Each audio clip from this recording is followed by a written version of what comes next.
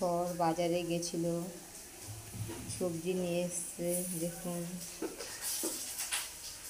এখানে কী কী সবজি নিয়ে এসছে আপনাদেরকে দেখাচ্ছি। বাজার থেকে পুঁই শাক নিয়ে এসছে, 2 আটি পাট শাক নিয়ে এসছে, আর এখানে কুন্দি নিয়ে এসছে। কুন্দি নিয়ে খুব ভালো খায়। লতি নিয়ে এসছে, গাঠি কচু, ঢেঁড়স আর আলু এই বাজার নিয়ে এসছে। সবজির যা দাম যদি ধরা যাচ্ছে, তার মধ্যে আলুটা তো খুব দাম, তাই আলু এই 1 কিলো করেই, অল্প করেই আলু আনে। পুঁই শাকগুলোকে এবার ছোট ছোট করে কেটে নেব, তাতে কি সুবিধা হবে ক্যারি প্যাকেটে রাখার সময়। ছোট ছোট করে রাখলে, বড় থাকলে কি অসুবিধা হয়, জায়গাটাও কম লাগবে, তাই একে একে সব কেটে নিচ্ছিলাম।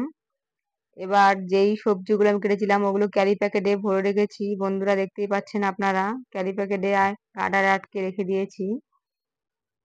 আর কন্টেনারে যেই সবজিগুলো রাখবো সেগুলো আমি কন্টেনার রেখে দিয়েছি।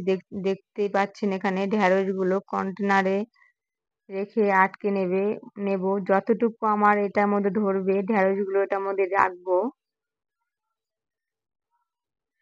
এবার একে একে সব ঢেঁড়সগুলো কন্টেনারে রেখে দিচ্ছিলাম।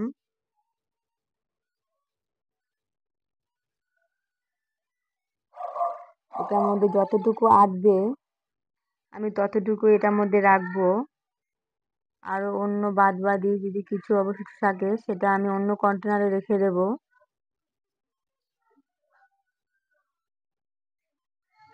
এবার আপনারা দেখতেই পাচ্ছেন আরো একটা কন্টেনারে আমি অন্য যে সবজিগুলো আছে সেগুলো রেখে দিচ্ছিলাম। এবার আরো একটি কন্টেনারে কুন্দিগুলো আমি ভরে নেব। ভরার পরে দেখুন বন্ধুরা, আরো একটি কন্টেনারে আমি একে একে সব কুন্দিগুলো ভরে নিচ্ছি। এবার কুন্দিগুলো ভরার পরে দেখছি কিছুটা জায়গা ফাঁকা আছে।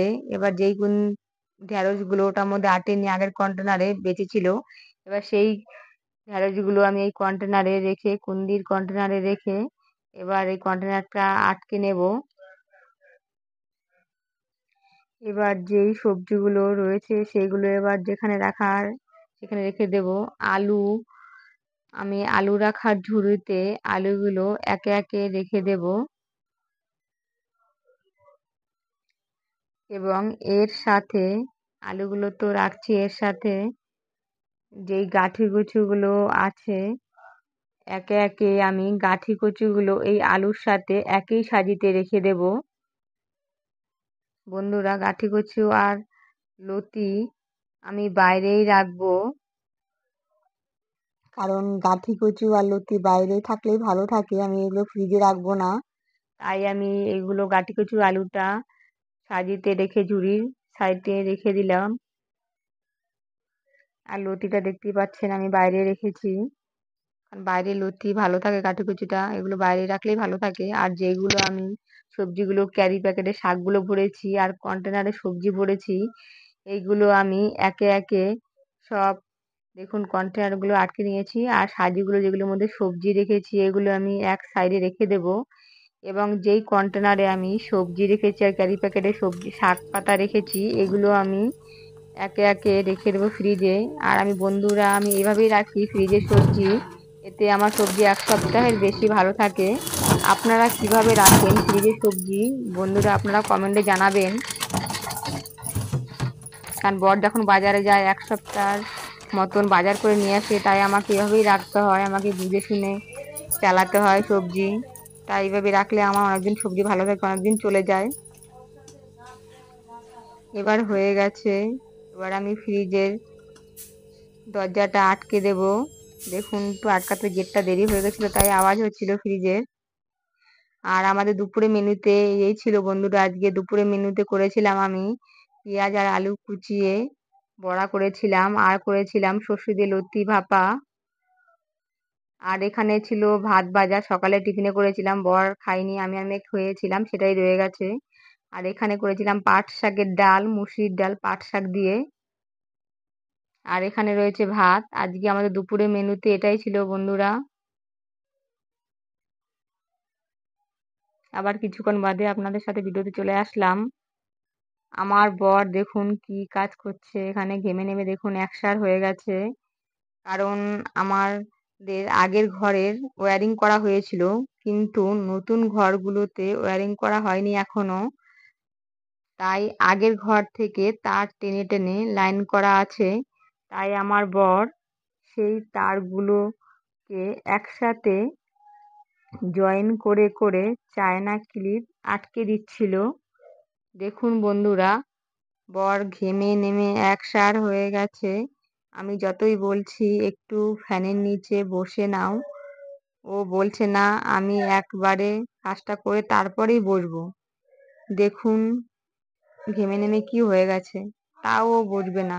সে একই কথা, ও কাজ শেষ হবে তারপরেই ও বসবে।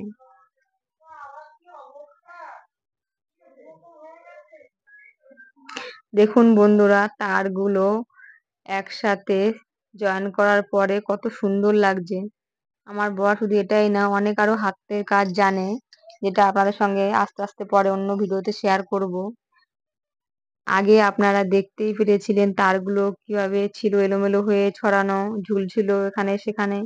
এখন তারগুলো একসাথে জয়েন করার পর কত সুন্দর লাগছে। পুরো দেখুন এর অবস্থানটাই মনে হচ্ছে আগের থেকে অনেক পাল্টে গেছে, কত সুন্দর লাগছে দেখতে। দেখুন বন্ধুরা, মায়ের মূর্তিটা কত সুন্দর। এটা আমাদের পাড়ার মনসা বাড়ি, এখানে আমাদের প্রত্যেকে নিমন্ত্রণ ছিল, রাতে নিমন্ত্রণ খেতে গেছিলাম। গেটগুলো দেখুন কত সুন্দর।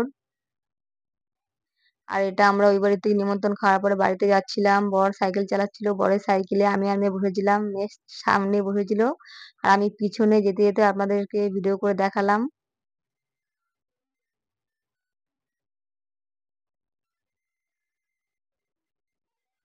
বরকে বলছিলাম না আমি উঠবো না, আমি হেঁটে যাই।